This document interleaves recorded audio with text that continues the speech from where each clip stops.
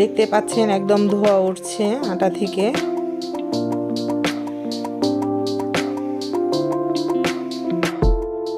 আটাটা সফট হয়ে এসেছে।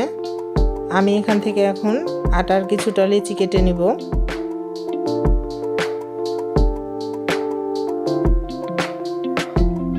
আমি পিঠার জন্য এরকম সাইজ করে ছোট ছোট লেচি কেটে নিচ্ছি।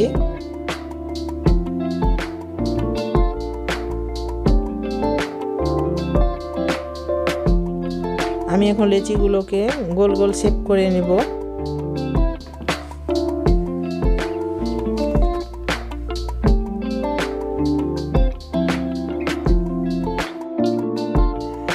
এখানে আমি একটি লেচি নিয়ে বাকি লেচিগুলোকে আমি ভেজা কাপড় দিয়ে ঢেকে রাখলাম।